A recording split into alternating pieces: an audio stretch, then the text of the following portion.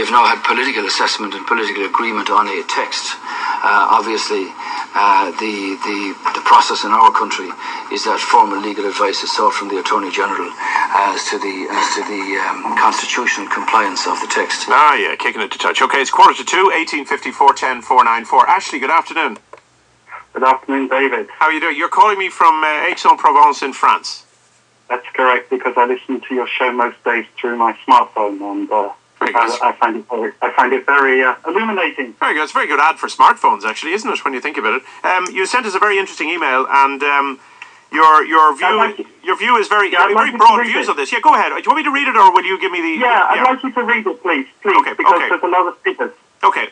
You said, "Hi, I always listen to your show in France, as Ireland is further down the food chain in terms of the austerity and misery, and both you and your listeners are a revelation in terms of what's really happening, i.e. people will not pay the new property tax that's coming up, and are going back over people's tax bills since 2005.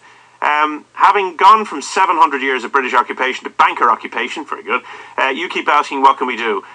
Some figures, the debt per person in Ireland is over 390,000. Is that per person? Yeah, wow. Yeah, and I can fact that on the BBC thing that every man, woman and child has a debt on their head of over 390,000 euros, because you have exactly the same debt as Spain, with only 4 or 5 million people as opposed to nearly 39 million people. All right, well, that's cheery stuff. The world economy in 2007 was valued at $27 trillion, and to America's debt is $54 trillion, which is twice the world economy's valuation 5 years ago. Yeah. Oh my God. Who did they borrow it off, I wonder? This would equate to the world population having a debt of over $100,000 per head. No, you haven't read... No, I have, yeah. I haven't...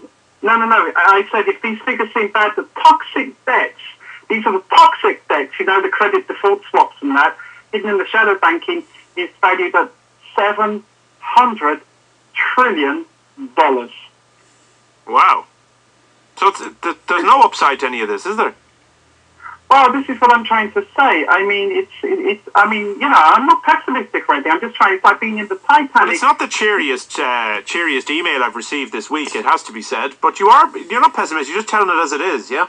It is, because there's so many people, through mainstream broadcasting, whether it would be France 24 in France, or the BBC, or RTE, or that, they're not hardly going to put that on the screen, and when they do, it's late at night and said in about 3 seconds, so people can't catch it. Okay, you say at the end of your email, "I know what to do, but you wouldn't broadcast it." Well, you're on now. Broadcast it yourself. Wow. There's one thing you said when you were going on about this, these bonds which were non-securitized, and who got it? Goldman Sachs. Okay. Mm-hmm.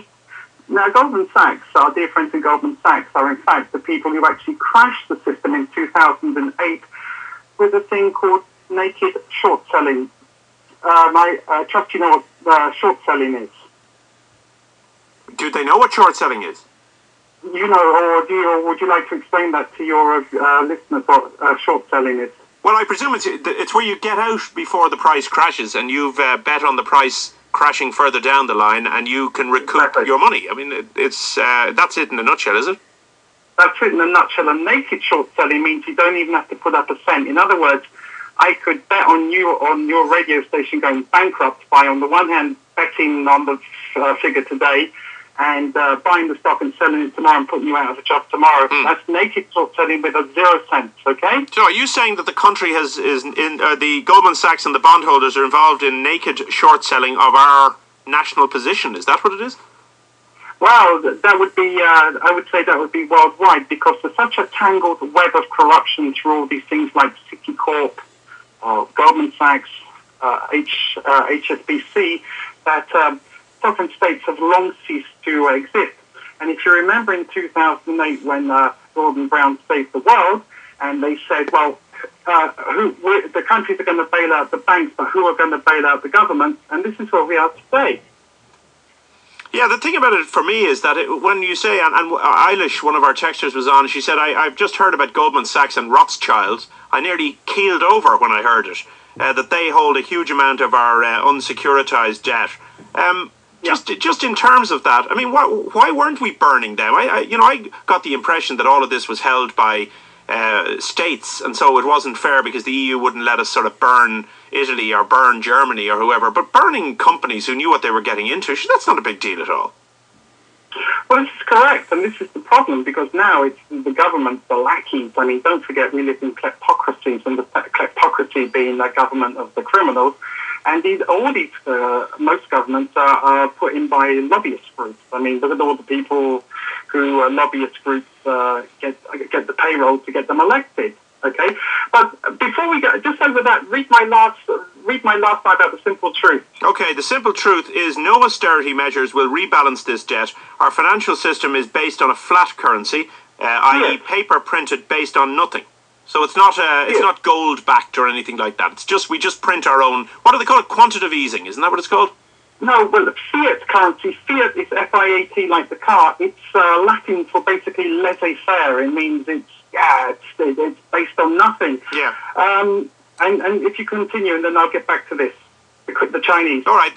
Well, you could do it, but I'll do it. Okay. All right. The Chinese tried this in the 10th century, and it lasted about 100 years before it all crashed. In Europe, the fiat currency of replacing gold sovereigns with paper banknotes started in 1914 to pay for World War I. Yes, of course. I mean, the whole thing about the currency was that you could actually, it was a promissory note for gold, wasn't it? Exactly. And what really did it was in 1971 when the United States came off the gold standard and they had a sinking dollar. The British came off it in the early 1950s. They went off it in 1931 with the Ramsay MacDonald government, which was the national government that lasted from 1931 to 1945. They went back on it after World War II, but they came after it, I think, in the 1950s around the Suez Canal crisis. When the Americans came off it in 1971 with Richard Nixon, it was because they could no longer afford to pay the debt of the Vietnam War and keep the country going. And somebody said to me this morning that the only reason economies kick-started in the mid sort of 1914 and also in 1937, 38, that sort of area was people started to produce armaments, and that the economies were starting to rev up again on the manufacturing of arms. I mean that in itself is scary. We've nothing to ramp up our economy here now. Well, there's two things to that. First of all, that was only Germany, because once again, when the Wall Street crash came in October 1929, it only fell about 4 points, by the way. It didn't fall very much, okay, to start it. It didn't get back to its same value until 1954. Okay, now I know you said a lot here, Ashley, and I've got a few people coming on as well after you, but just a final question. You say, I know what to do, but you wouldn't broadcast. And I mean, we're talking about the bonds and burning bondholders and all of this jazz. But with a debt per person of over 390,000, so 400 grand each or thereabouts, how do we fix it? Well, this system will have to be abandoned. The culprits will have to be identified, and retribution will have to be taken. It's as simple as that. Well, that sounds a little bit. What are you going to do? Hang them? I mean, what do you mean by retribution? Well, I mean, for example, if you were to steal 400,000 euros, David, I think you'd be spending the rest of your life in Mountjoy prison. 400,000, and that's per person. Per person. All right. Okay. Listen, it's good to talk to you. I hope all's well in France. Okay. Thank you very much. Thank you indeed, Ashley. Keep listening. Thank you very much indeed. Okay. Thanks for all your texts. Let's keep them coming. 1854 10 494 is the telephone line. I'll get to some of them in a minute. Let's go to Cork now. PJ, how are you, PJ? Jeez, that's scary listening to the boy. Isn't it? Huh? And the worst thing is he's actually right. He knows his stuff. I've done the figures myself and looked it up, and he's actually right. No, I didn't. I didn't expect him to be a spoofer, but I never thought we'd that much debt. Well, the thing about it, at the end of the day, when you go on bondholders, you're talking secured and unsecured bondholders. Yeah. And at the end of the day, just imagine next Galway. The next Galway races. Enda, of course, won't have a tent because that's bad PR. But when Enda goes up and puts a bet on a horse, and the horse loses,